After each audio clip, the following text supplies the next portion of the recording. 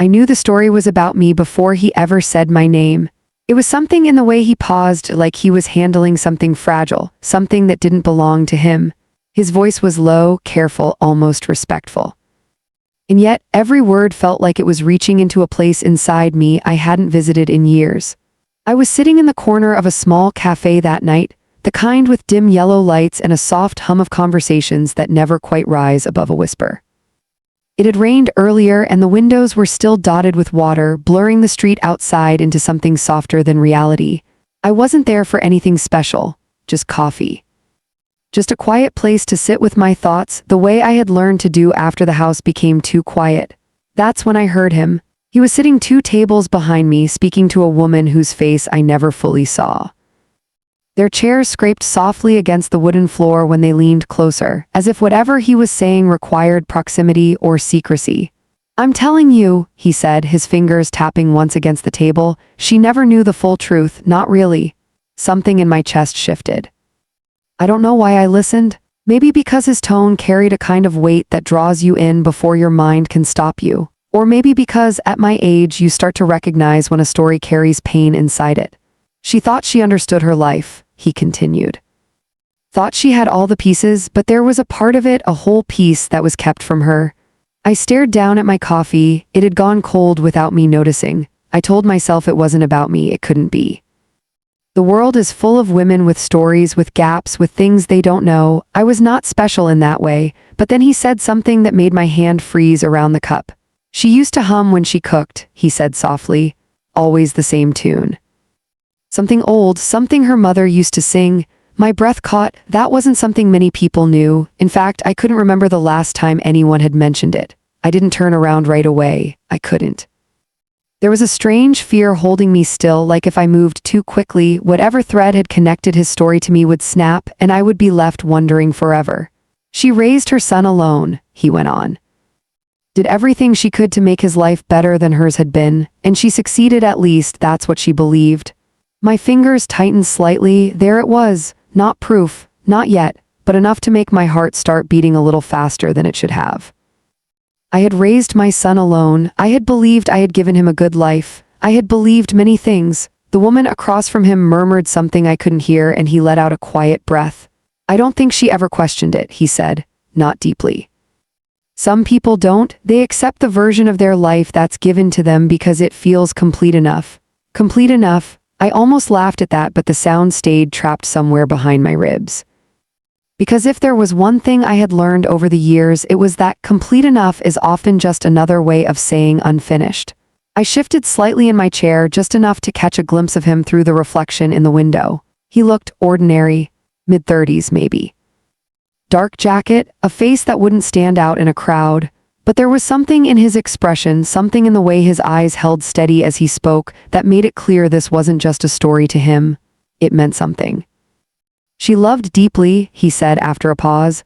"That was always her strength, and maybe also her weakness." I swallowed. It's a strange thing hearing your life reduced to a few sentences, stripped of all its quiet details and turned into something that fits neatly between sips of coffee. But what unsettled me wasn't the simplification. It was the suggestion that there was something I didn't know. The conversation drifted for a moment, moving into smaller, less important details. I almost let myself relax, almost convinced myself that I had imagined the connection, until he said it. Her name was Alina. The world didn't stop. That's what surprised me the most. There was no dramatic shift, no sudden silence in the cafe. Someone laughed near the counter. A spoon clinked against a cup. The door opened, letting in a brief gust of cool air. Everything continued exactly as it had. Except for me, I sat there staring at the reflection of a woman I barely recognized. Because Alina was my name, and suddenly I wasn't just listening anymore. I was inside the story. I turned then, slowly, careful not to draw attention. For a brief second our eyes met, and in that moment something passed between us. Recognition, not the kind you get from seeing someone familiar, not the polite acknowledgement of strangers crossing paths. This was different. This was the kind of recognition that carries history, even when you don't understand it yet. He didn't look surprised. That was the part that unsettled me the most. It was as if he had been expecting me to hear him. As if this moment, this quiet collision of past and present, had been inevitable. I stood up, my chair making a soft sound against the floor. My legs felt steady, but there was a slight tremor in my hands that I couldn't quite control. I walked toward his table, each step measured, each breath deliberate. The woman sitting across from him glanced up at me confused, but he simply watched me approach. When I reached them, I didn't sit down. I just stood there for a moment, looking at him, trying to find something in his face that would make sense of what I had just heard. "You were talking about me," I said finally. My voice was calm, quieter than I expected, but there was no hesitation in it. The woman looked between us, her confusion deepening, but he didn't look away. "Yes," he said, no denial, no attempt to soften it, just the truth placed gently between us. I nodded once slowly. "And you think there's something about my life I don't know?" He leaned back slightly, studying me in a way that felt almost careful. "I don't think," he said. "I know. There are moments in life when something shifts, not loudly, not dramatically, but in a way that changes the direction of everything that comes after." Standing there in that quiet cafe, I felt that shift begin, not as a shock, not as fear, but as a quiet, steady realization that whatever story I had been living wasn't the whole story, and somehow this stranger held the missing part. I pulled out the empty chair across from him and sat down. "Then you should start from the beginning," I said. My hands rested calmly in my lap now, my voice steady, because if there was something about my own life I had never been told, I was ready to hear it, even if it meant unlearning everything I thought I knew. He didn't begin right away. Instead, he studied me the way someone studies an old photograph, searching for details that confirm what they already believe to be true. His eyes lingered on my face, not in a way that felt invasive, but in a way that felt careful, measured. The woman sitting across from him shifted uncomfortably. She clearly hadn't expected to become part of something like this. Neither had I, if I'm being honest. But there we were, three strangers bound together by a story that had suddenly become too personal to ignore. "I think," he said slowly, "it would be better if we started with what you believe your story is."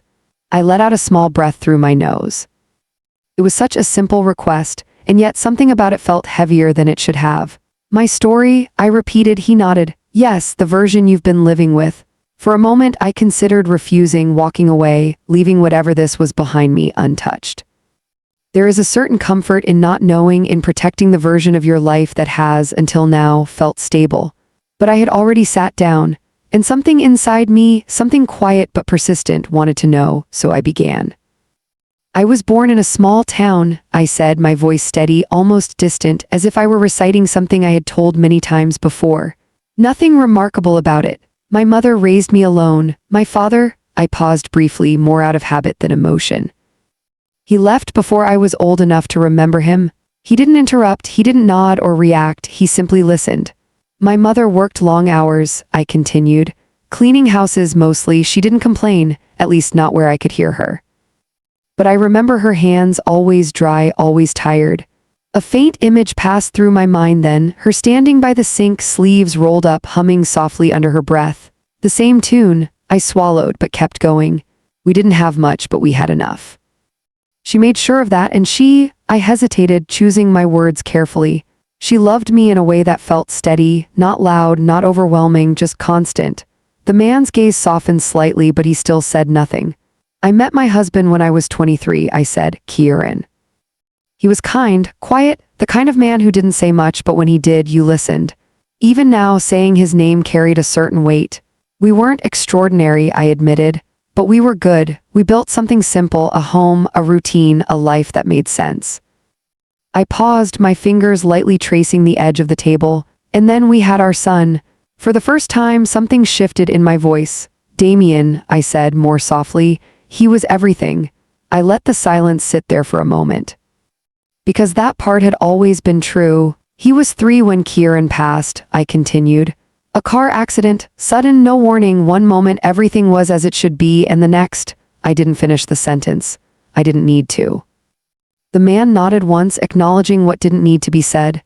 "So it was just the two of us after that," I said. "Me and Damien, and I did what I had to do. I worked. I raised him. I made sure he had opportunities I never did." I allowed myself a small, almost tired smile. He turned out well, better than I could have hoped, responsible, thoughtful, successful in his own way. I looked up at the man then. "That's my story," I said simply. "There's no mystery in it, no missing pieces." He held my gaze for a moment longer than was comfortable. Then he leaned forward slightly, resting his forearms on the table. "That's the version you were given," he said quietly. Something in me tightened. "And what exactly is that supposed to mean?" I asked. The woman across from him shifted again, clearly unsure whether she should stay or leave. But she remained silent, her presence now little more than a witness. "It means," he said carefully, "that everything you just told me is true, but it's not complete." I felt a flicker of irritation then, not anger, not yet, just a quiet resistance. "My life isn't a puzzle," I said. "There aren't hidden compartments waiting to be discovered." He didn't react to my tone. "Your mother," he said instead, "what do you remember about her before the age of 10? The question caught me off guard. "I remember enough," I said. "Why, details," he pressed gently. "Specific ones, where you lived, who came and went, the people around her." I frowned slightly. "We moved a few times," I admitted. "Nothing unusual, work opportunities, rent changes, that kind of thing." "And people?" he asked. I hesitated. "There were neighbors," I said. "A few women she worked with, no one who stayed long." He nodded as if confirming something to himself. "And your father," he continued. "You said he left before you could remember him, that's what you were told, correct?" "Yes," I said more firmly this time. "That's what happened." "By your mother?" A small pause. "Yes." He leaned back again, exhaling slowly. "I'm going to tell you something," he said, "and I need you to listen to it without deciding immediately whether you believe it." I felt that tightening again, deeper this time. "That depends on what it is," I replied. A faint, almost sympathetic expression crossed his face. "Your father didn't leave," he said. The words settled between us, quiet but heavy. I stared at him, waiting for the rest, for the explanation that would make that statement make sense. But he didn't add anything. "That's not possible," I said after a moment. "I was told—" "I know what you were told," he interrupted gently, "but that doesn't make it true." My hands, which had been resting calmly in my lap, shifted slightly. "Then what happened?" I asked. He held my gaze. "He died." The word landed differently than I expected. Not sharp, not explosive, just final. "No," I said immediately, shaking my head once. "No, that's not right. My mother would have told me, wouldn't she?" He didn't argue, he didn't push. "Would she?" he asked softly.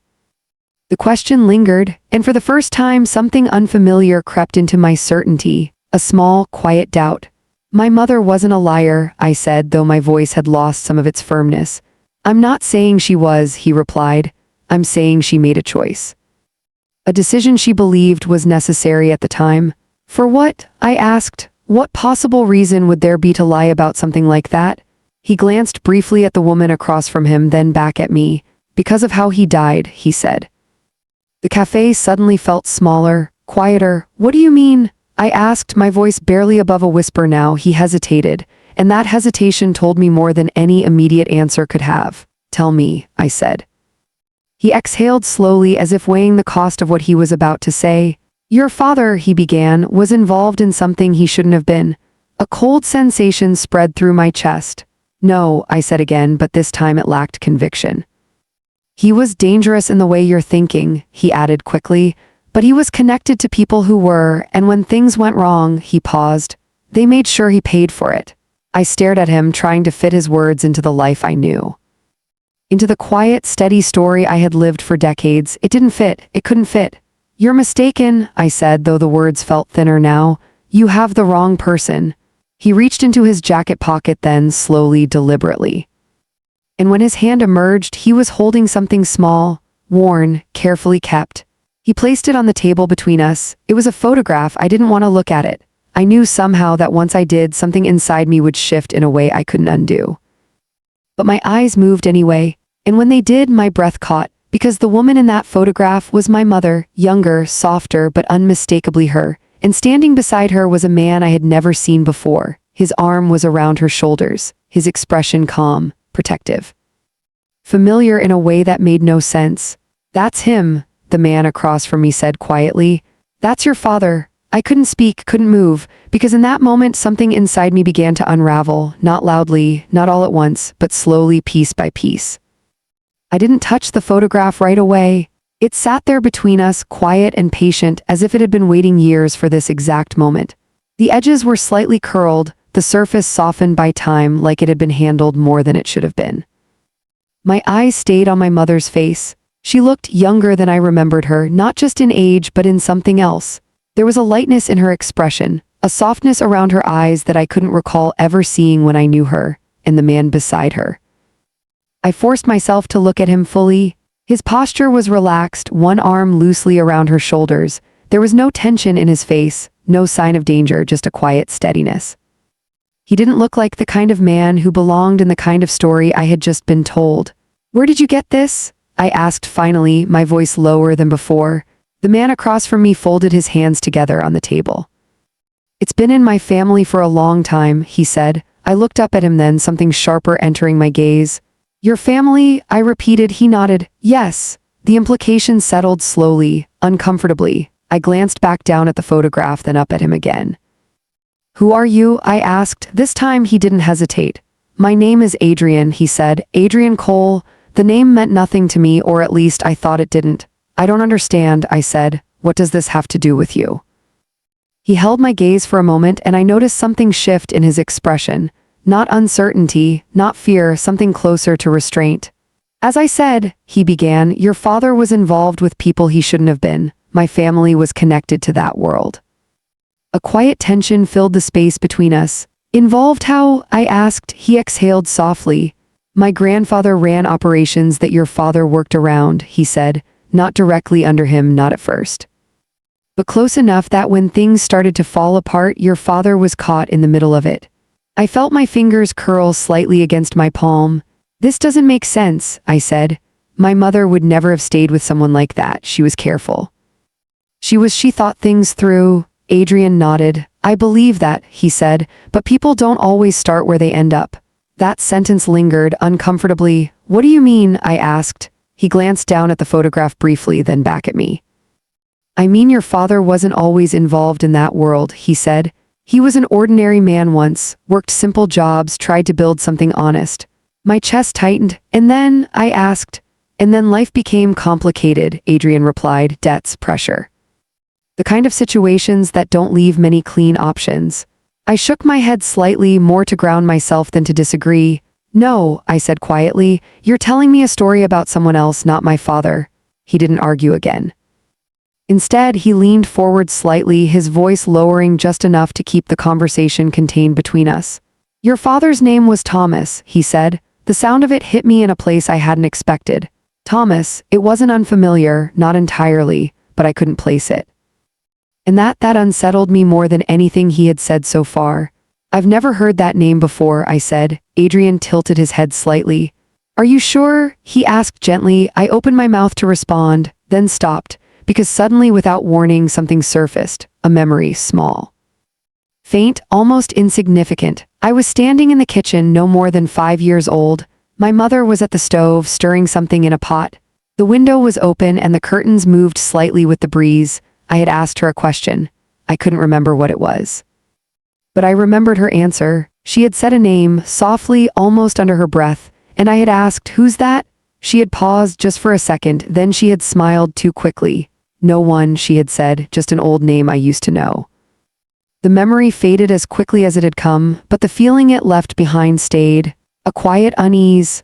I hesitated. I might have heard it once, a long time ago. Adrian didn't look surprised. "That would make sense," he said. I looked back down at the photograph, my mind trying to reconcile what I was seeing with what I had always believed. "If what you're saying is true," I said slowly, "then why would my mother lie about it? Why not just tell me he died?"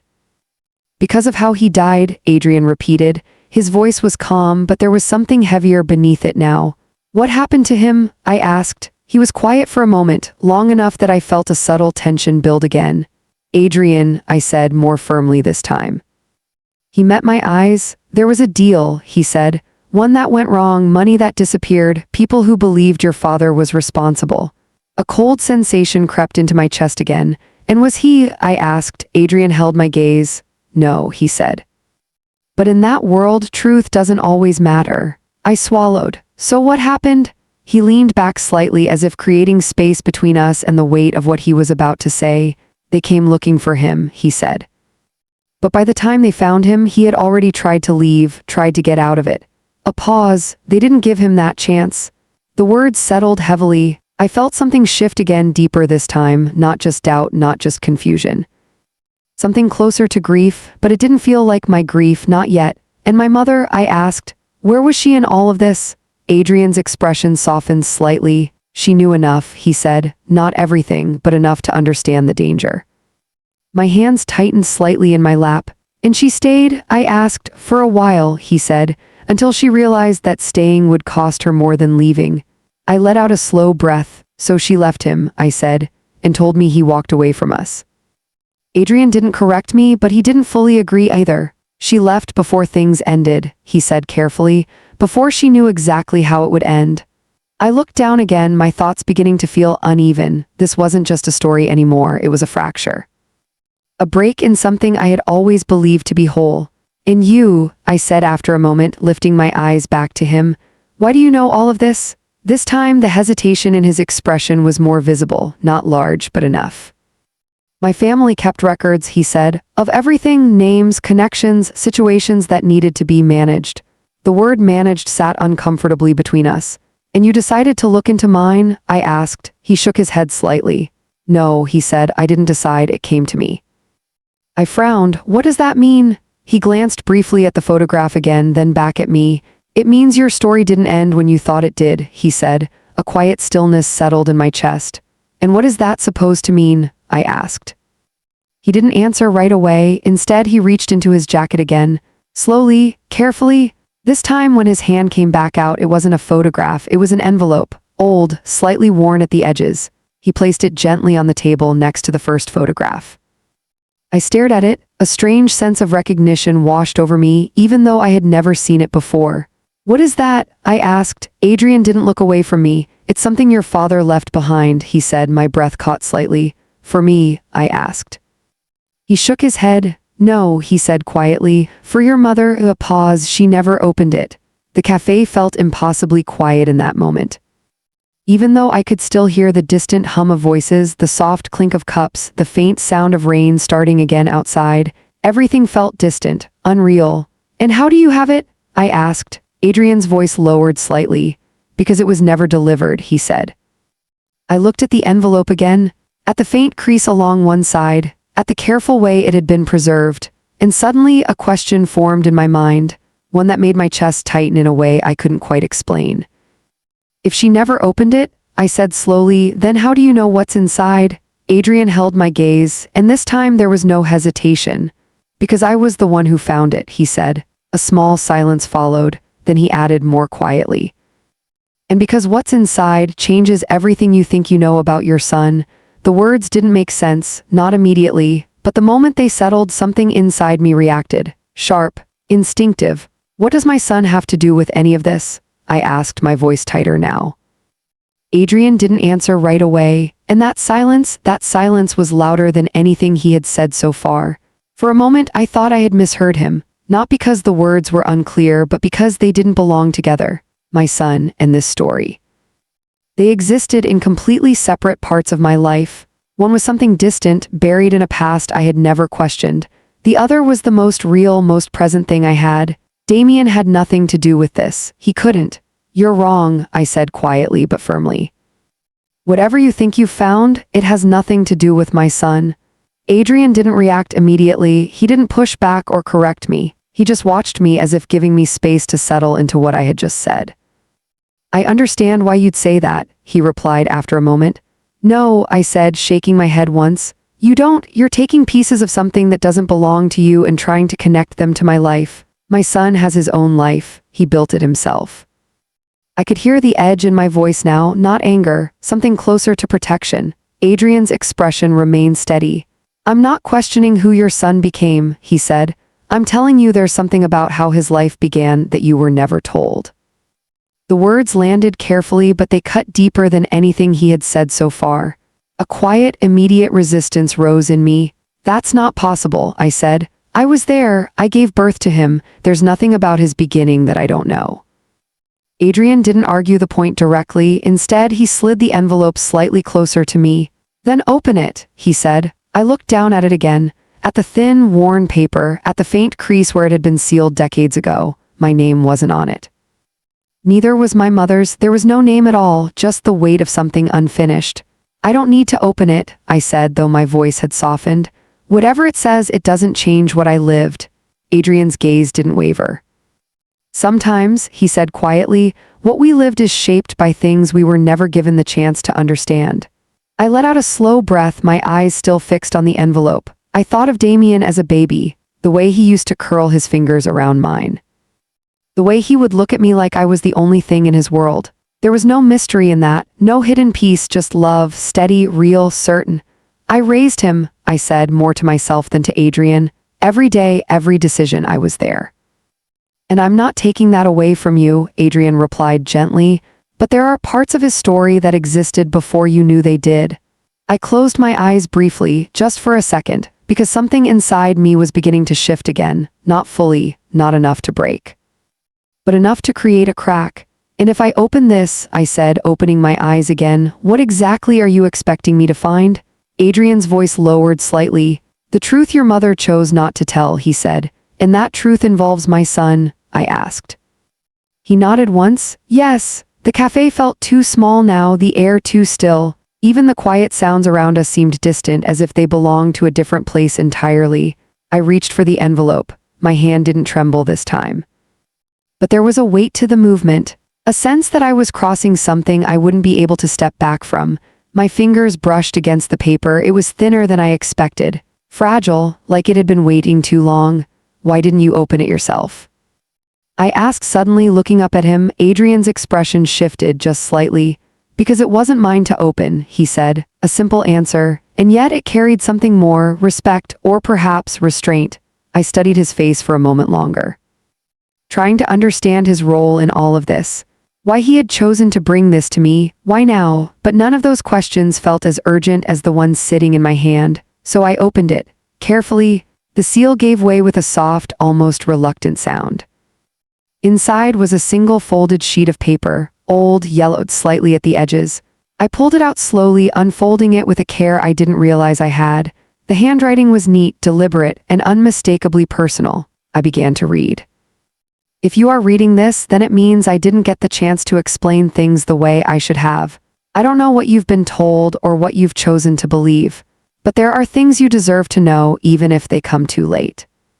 First, I need you to understand this. I never left because I wanted to. I left because staying would have put you in danger. My breath caught slightly. The words felt different from what I expected. Not defensive, not angry, just honest. There were choices I made that I can't undo. People I trusted that I shouldn't have. And by the time I realized what I had stepped into, it was already too late. I felt a quiet heaviness settle in my chest. But there is one thing I need you to know more than anything else.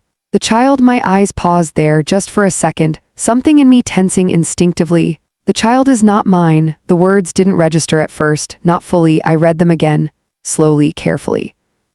As if they might change, but they didn't. I knew before I left. I didn't say anything because it didn't matter to me the way it might to others. I loved you, and I would have stayed regardless. My hands tightened slightly around the paper. But the people I became involved with, they would not have seen it that way. They would have used it, twisted it, and I couldn't allow that. A faint ringing filled my ears, so I made a choice. I walked away, hoping it would give you both a chance at something better. I don't know if you ever told the child the truth. Maybe you didn't. Maybe that was your way of protecting them. My breath felt uneven now. If that's the case, then I understand. But one day, they may need to know where they came from, not because it changes who they are, but because truth has a way of finding its place eventually. I stopped reading, not because the letter had ended, but because I couldn't go any further. The words blurred slightly in front of me, not from tears, just from something else, something heavier, slower. The child is not mine, the sentence repeated in my mind over and over, louder each time. I lowered the paper slightly, staring at nothing, at everything. This doesn't make sense, I said quietly. My voice didn't sound like mine. Adrian didn't interrupt, didn't try to guide me, he just waited. I was there, I said again. I know who Damien's father was, but even as I said it, something didn't sit right, not fully. Not anymore. You said your husband passed when your son was 3, Adrian said carefully. I nodded. Yes. And before that, he asked. The question lingered, longer than it should have. Before that we were together, I said, but the words felt incomplete. Were you? He asked gently. I looked at him, something sharper rising in my chest now. What are you suggesting? I asked. He held my gaze. I'm suggesting, he said, that there may have been a part of your life, a moment that you don't remember as clearly as you think. A quiet, sudden memory flickered, so brief I almost missed it. A night, a feeling of confusion, of distance. But it slipped away before I could grasp it. No, I said quickly, shaking my head. No, that's not, but the certainty wasn't there anymore, not fully. I looked back down at the letter, at the words I hadn't finished reading. At the truth that had been waiting all this time. And for the first time, a question formed that I wasn't sure I wanted answered. If the man in that photograph wasn't my son's father, then who was? I didn't finish the letter. Not then. My fingers folded it slowly, almost carefully, as if closing it could somehow quiet what it had already opened inside me. The paper slipped back into the envelope, but the words did not stay contained. They lingered, pressing against my thoughts in a way that refused to settle. The child is not mine. I had spent decades believing I knew where my son came from, not just physically but emotionally. I had built his story around the man I married, the life we shared, the love we carried through something as fragile as time. Now there was a fracture in that foundation, small but deep. This doesn't prove anything, I said more quietly now. Adrian didn't argue. You're right, he replied. On its own, it does. I looked at him then, searching for something in his face that might tell me how far this truth extended, or how much of it he already understood.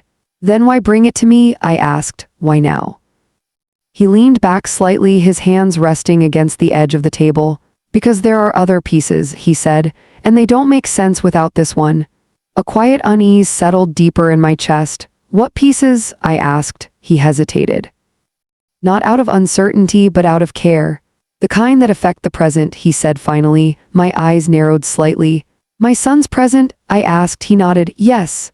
A small, steady tension rose in me again, not panic, not fear, something more controlled, protective. Damien is fine, I said. He has a stable life, a career, a family of his own. Whatever you think you've uncovered, it hasn't affected him. Adrian studied me for a moment, then he spoke more carefully. Have you seen him recently? He asked. The question felt simple. Too simple. I spoke to him last week, I said. We don't see each other as often as we used to, but that's normal. He has his own life. And in that conversation, Adrian continued, did anything feel different? I opened my mouth to respond, then stopped. Because without meaning to, I found myself replaying that call. It had been short, polite, a little distant maybe, but I had told myself that was just how things were now. Children grow, they move away, they become their own people. That's what I had always believed. It was normal, I said, though the words felt less certain than they should have. Adrian didn't challenge me directly. Did he mention anything about work? He asked. I hesitated. No, I said. Why would he? Because, Adrian replied, there's a possibility that his work is connected to the same world your father tried to leave. The words landed slowly, deliberately, and for the first time I felt something close to fear, not loud, not overwhelming, but present. That's not possible, I said more firmly now. Damien works in finance. He's been with the same firm for years. He's careful, responsible. Adrian nodded slightly. I'm sure he is, he said, but sometimes the surface of a life doesn't reflect what's happening underneath. A quiet silence followed. I didn't like where this was going, not because it didn't make sense, but because a part of me was beginning to see how it could. You're asking me to believe that my son is somehow involved in something dangerous, I said. Based on a letter that was never even delivered. I'm asking you to consider the possibility, Adrian said gently, not accept it blindly. I looked away from him then, my gaze settling on the window. The rain had picked up again. Soft at first, now steadier, the droplets tracing uneven paths down the glass. I remembered something then, not clearly, but enough. A conversation from a few months ago. Damien had mentioned a new opportunity, a shift in his work. He hadn't gone into detail and I hadn't asked. I had trusted that if it mattered, he would tell me. That's what I had always done. Trusted. People change jobs, I said quietly. That doesn't mean anything. Adrian didn't respond immediately. Instead, he reached into his jacket once more. This time, what he pulled out was smaller. A card, plain, unremarkable. He placed it gently on the table. I looked at it, then back at him. What is this? I asked. It's an address, he said. I frowned slightly. For what? For a place your son has been visiting, he replied. A subtle tension tightened in my chest again. How would you even know that? I asked. Adrian held my gaze. Because I've been watching it, he said. The honesty in his voice was unsettling. You've been watching my son? I asked, a sharper edge entering my tone now. I've been watching the people connected to that address, he corrected calmly. Your son happens to be one of them. I felt a flicker of anger then, controlled but real. You don't get to observe his life and then come to me with assumptions, I said. I'm not making assumptions, Adrian replied. I'm bringing you information. I looked down at the card again. The address meant nothing to me, just a street name, a number, ordinary to ordinary. What kind of place is this? I asked. Adrian paused briefly. Officially, he said. It's a private investment office. A quiet beat, and unofficially, I pressed. His expression didn't change. It's a front. The words settled heavily between us. For what? I asked. For operations similar to the ones your father was pulled into, he said. I stared at him. At the calm certainty in his face, at the way he wasn't trying to dramatize any of this, and that made it worse, because it meant he believed it. You're telling me my son is walking into something like that willingly? I asked. I'm telling you, Adrian said, that he may not fully understand what he's stepping into. A long silence followed. My mind was moving, but not in a straight line. It was circling, returning to the same points, the letter, the photograph, the conversation I had dismissed, and now this. I raised him better than that, I said quietly. Adrian's voice softened slightly. I believe you did, he said, but the truth is, people don't always recognize danger when it presents itself in familiar forms. I closed my eyes briefly, just long enough to steady something inside me. When I opened them again, my gaze returned to the card, the address, a place I had never been, a place my son had. When was the last time he went there? I asked. Adrian didn't hesitate. 2 days ago. My chest tightened, and before that. Regularly, he said, at least once a week for the past 3 months. 3 months, I thought about the last 3 months, the shorter phone calls, the missed visits, the subtle distance I had explained away. A quiet realization began to take shape, not fully formed, but present. I need to see it, I said. Adrian studied me for a moment. You need to be careful, he replied. I didn't say I was going to walk in, I said. I said I need to see it. He considered that, then nodded once. I can take you, he said. I shook my head slightly. No, I said, I'll go myself. His expression tightened just a fraction. That's not a good idea, he said. I'm not asking for permission, I replied calmly. A quiet pause followed, then he leaned back, exhaling softly. At least let me tell you what to look for, he said. I didn't respond, but I didn't refuse either, and he understood that. The place is designed to look legitimate, he continued. Clean, professional, nothing out of place, but if you watch closely, you'll notice patterns. What kind of patterns? I asked. People who don't stay long, he said. Conversations that stop when someone new walks in, a certain tension beneath the surface. I listened carefully because despite everything, I knew I was going to go, not because I believed him completely, but because something inside me needed to know, needed to see for myself. I picked up the card, holding it between my fingers. It felt light. Too light for something that carried this much weight. I'll go tomorrow, I said. Adrian didn't argue this time, he just nodded. And for a moment, neither of us spoke. Because there are decisions that don't need to be discussed once they've been made. I placed the card in my bag next to the envelope. 2 pieces of a story I had never asked for. 2 pieces I could no longer ignore. And as I stood to leave, one thought settled quietly in my mind. Not loud, not overwhelming, just steady. If there was something in my son's life that I didn't understand, I was going to find it, even if it meant facing a truth I wasn't ready for. I didn't sleep that night, not fully. I lay in my bed with the lights off, listening to the quiet hum of the house around me, the same house I had lived in for years. The same walls, the same familiar creaks in the floor, the same clock ticking steadily in the hallway. Everything was exactly as it had always been, and yet nothing felt the same. The envelope sat on my nightstand. I hadn't taken the letter out again, I didn't need to. The words had already settled somewhere deeper than paper. The child is not mine.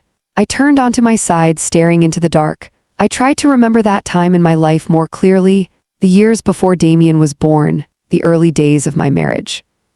The quiet moments that should have stood out if something had been wrong, but memory is not as reliable as we like to believe. It smooths things over, softens edges, leaves out what it doesn't know how to hold. By the time morning came, I wasn't rested, but I was certain of one thing: I was going to that address. The building was exactly where the card said it would be: downtown, clean streets. Glass windows that reflected the sky in a way that made everything look brighter than it felt. It wasn't hidden. That's what struck me first. There was no attempt to conceal it. No shadowy entrance, no sign of anything unusual, just a polished exterior, a modest sign near the door. Holloway Financial Group, ordinary, respectable, safe. I stood across the street for a moment watching. People came and went, but not in large numbers. A few individuals at a time, well-dressed, quiet, focused. Nothing about it looked wrong, and yet there was something subtle. Attention in the way people moved, not fear, not exactly, awareness. Like everyone there was paying attention to something unspoken. I took a slow breath and crossed the street. The glass door opened easily. Inside, the air was cool. The scent of something faintly citrus lingered, clean and intentional. A receptionist sat behind a desk near the entrance. She looked up as I stepped in, her smile polite but measured. "Good morning," she said. "Do you have an appointment?" Her voice was calm, professional. I returned a small smile. "No," I said. "I was hoping to speak to someone about investment options." It wasn't entirely untrue. She nodded, her fingers moving lightly across the keyboard in front of her. "Of course," she said. "If you'd like to have a seat, someone will be with you shortly." I thanked her and moved toward a row of chairs near the wall. Everything looked perfect, too perfect. The furniture was arranged with precision. The lighting was soft but deliberate. Even the silence felt controlled. I sat down, folding my hands in my lap, and I watched. At first, nothing stood out. A man in a dark suit walked past, speaking quietly into his phone. A woman crossed the room, carrying a folder, her expression neutral, normal, all of it. But then I noticed something small, a door near the back of the office. It wasn't hidden. But it wasn't marked either, and every time someone approached it, they paused just for a second, as if waiting. Then it would open, not by them, from the inside. I felt a quiet shift in my chest. That was not normal. I kept my gaze steady, not wanting to draw attention. A few minutes passed. Then I saw him, Damien. He entered from the street, his posture familiar, his expression calm. For a brief moment, everything else faded. He looked the same. Older, of course, more refined, but still my son. The same way he carried himself. The same slight tilt of his head when he looked around a room. I almost stood, almost called his name, but something stopped me. Instinct, or perhaps understanding. He didn't see me. He walked past the reception desk with a quiet nod, as if he had been there many times before. No hesitation, no uncertainty. He moved toward that same unmarked door, and just like the others, he paused. A second, two, then the door opened, and he stepped inside. It closed behind him. My hands tightened slightly in my lap. I didn't move, didn't speak, but something inside me had shifted. This was real, not a theory, not a story. My son was part of this place. A voice pulled me back. "Mrs." I looked up. A man stood in front of me, his expression polite. "Mr. Lawson," he said, extending his hand. "I understand you're interested in discussing some financial opportunities." I hesitated for only a moment before standing. "Yes," I said, shaking his hand. His grip was firm, controlled. "Please," he said, gesturing toward a nearby office. "Come with me." I followed him, not because I cared about the conversation he was offering, but because I needed to see more. His office was like the rest of the building, clean, minimal, carefully arranged. He motioned for me to sit, then took his place behind the desk. "So," he began, "what kind of investments are you considering?" His tone was smooth, practiced. I folded my hands again, keeping my expression neutral. "I'm exploring options," I said. "Something stable but with potential growth." He nodded as if that was exactly what he expected to hear. "We specialize in tailored opportunities," he said. "Discreet, strategic, designed to maximize returns while minimizing exposure." Minimizing exposure, the phrase lingered. I leaned back slightly, studying him. "And how exactly do you do that?" I asked. He smiled, a small, controlled expression. "By working with the right people," he said. There it was again, that careful choice of words. "People like who?" I asked. He held my gaze. "People who understand the value of confidentiality," he replied. A quiet silence followed, and in that silence, I understood, not everything, not yet, but enough. This wasn't just finance, it was something layered, something that lived beneath the surface, and my son was inside it. I stood up slowly. "I think I've heard enough for now," I said. Mr. Lawson didn't seem surprised. Of course, he said smoothly. Take your time, these decisions are important. I nodded once and walked toward the door, back into the main office, back into that quiet, controlled space. The unmarked door remained closed. Damien was still inside. I didn't wait, didn't approach, didn't call his name. Because something told me this wasn't a place for confrontation. Not yet.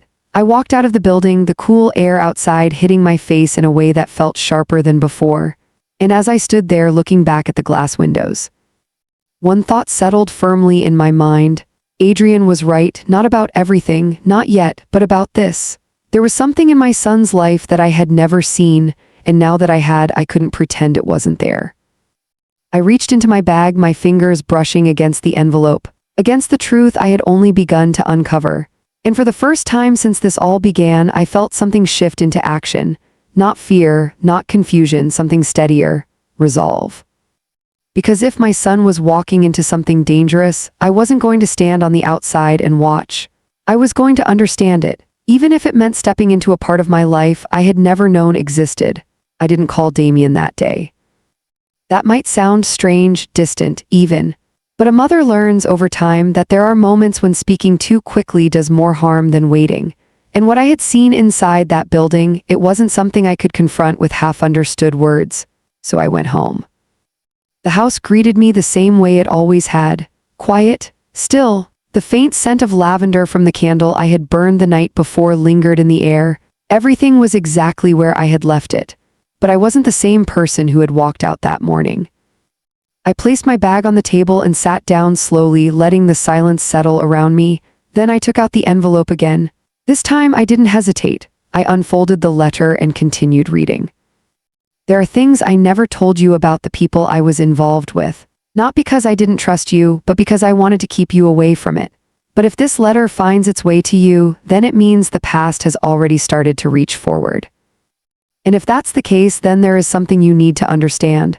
My eyes moved more slowly now. Carefully, the people I worked with didn't just disappear when I left. They changed, adapted, became more careful, more hidden, but they never stopped. A quiet heaviness pressed against my chest. And if the child grows up without knowing where he comes from, there's a chance he might find his way back to it without even realizing it. I stopped breathing for a second, just long enough for the words to settle, not because of who he is, but because of who they are. My hands tightened slightly around the paper. If that happens, you need to do one thing: don't confront it blindly. Understand it first, because this is not a world that reveals itself to people who walk in without knowing what they're looking at. I lowered the letter slightly. That sentence lingered longer than the others. Don't confront it blindly. Understand it first. It was exactly what I had done that morning without realizing it. I had stepped into that building thinking I would find answers, but all I had found was confirmation. And now I understood something I hadn't before. This wasn't just about Damien. This was about something that had started long before him, long before me even. I folded the letter again, slower this time, more deliberately. And as I did, another realization surfaced. I needed to speak to Adrian. He was exactly where I expected him to be, not in the cafe, but close enough. A quiet street a few blocks away, leaning slightly against the side of a building, his posture relaxed but attentive, as if he had been waiting. You went, he said when he saw me approach. It wasn't a question. I nodded once. I saw him, I said. Something in his expression shifted, not surprise, not concern, something closer to confirmation. And he asked. I exhaled slowly. It's exactly what you said, I replied. But not in a way that makes sense yet. He nodded slightly. That's how it works, he said. It doesn't show itself all at once. I studied him for a moment. You already knew I would go, I said. Yes, you knew I would see him. Yes, there was no pride in his voice, no satisfaction, just certainty. Then tell me the rest, I said. His gaze held mine for a moment longer, then he straightened slightly. The place you went to, he began, it's not the center of anything, it's just one point. One piece of a much larger structure. I listened, carefully. People come in thinking they're entering something legitimate, he continued. And for a while it is, investments, opportunities, growth. A pause. But underneath that there's something else, transactions that aren't recorded the way they should be. Connections that extend beyond what's visible. My chest tightened slightly. And Damien, I asked. Adrian hesitated, not out of uncertainty, but out of precision. He's still near the surface, he said, at least from what I've seen. A small breath escaped me. That means he's not fully involved? I asked. It means he may not fully understand what he's part of yet, Adrian replied. The distinction mattered more than I expected. I nodded slowly. And the people behind it? I asked. Are they the same ones from my father's time? Adrian's expression shifted again. Yes, he said, or what remains of them. A quiet chill moved through me. They don't disappear, he added. They evolve, they pass things down, adjust, survive. I looked away briefly, my gaze settling on the street. People passed by, unaware of the conversation happening just a few feet away, unaware of the way something so old could still be shaping lives now. So this isn't coincidence, I said quietly. No, Adrian replied. A long silence followed. Then I asked the question that had been sitting just beneath everything else. Why are you helping me? He didn't answer immediately. Instead, he looked past me for a moment as if considering something beyond the present. Then his gaze returned. Because my family was part of what pulled your father into this, he said. His voice was steady, honest. And because, he continued, I've spent most of my life watching what that world does to people who don't see it coming. I studied his face. For the first time, I saw something deeper there, not just knowledge, not just distance, responsibility. You could have ignored this, I said. Yes, he agreed. But you didn't. No. A quiet understanding settled between us, not complete, but enough. So what do? I asked. This time his answer came without hesitation. You don't confront your son, he said. I nodded slightly. I already know that, I replied. You stay close, he continued. You listen, you watch, and you wait for the moment when he starts to question it himself. And if he does. I asked. Adrian's expression hardened slightly. Then you make sure he does, he said. The weight of that settled slowly, not as instruction but as truth. I took a slow breath. And you, I asked, where do you fit into this? A faint, almost unreadable expression crossed his face. I'll be where I need to be, he said, not an answer, but not entirely an avoidance either. I nodded once. Then I turned slightly, preparing to leave, but before I did, I asked one more question.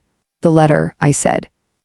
At the end, was there anything else I need to know? Adrian's gaze held mine.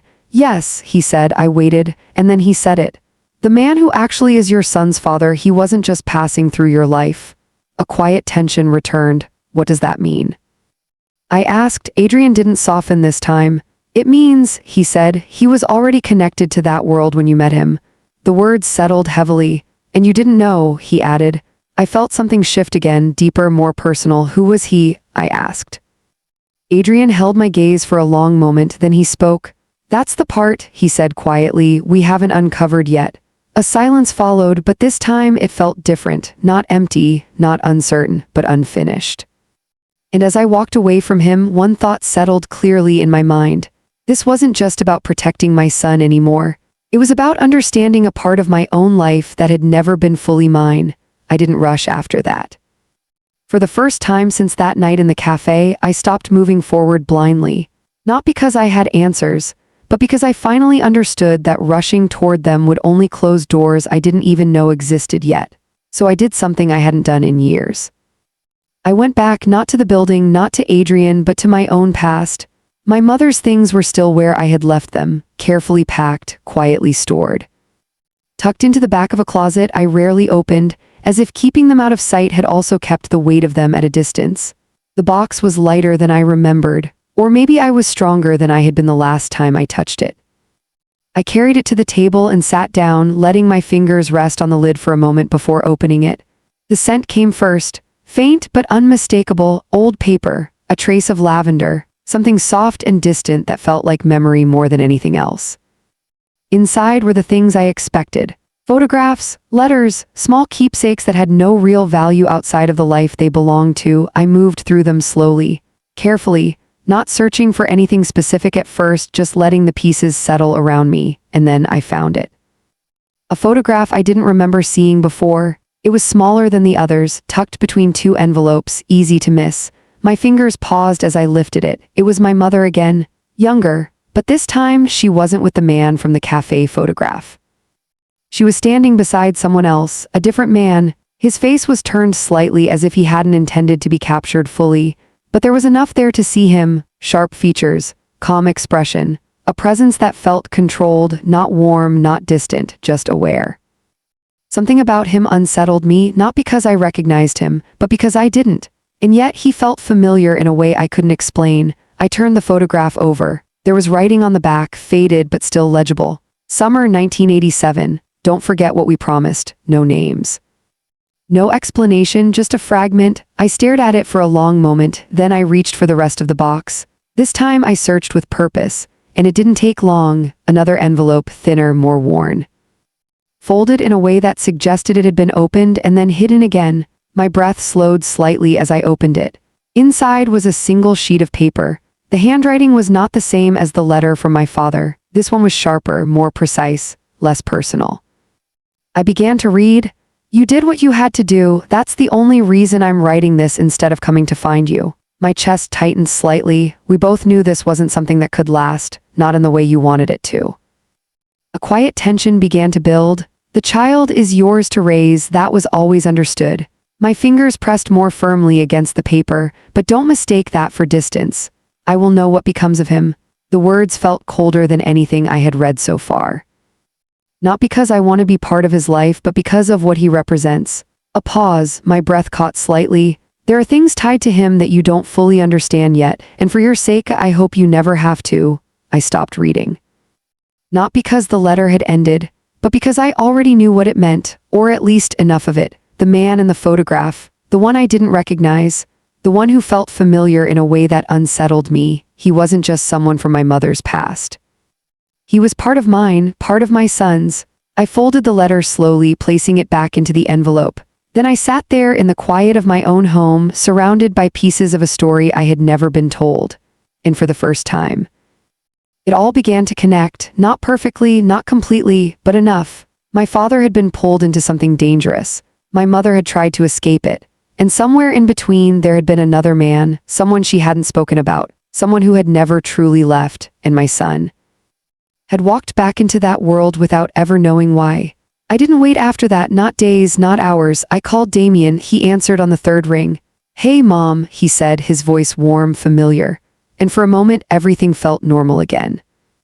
"Hi," I replied, keeping my tone steady. There was a brief pause. "You okay?" he asked. "You don't usually call in the middle of the day."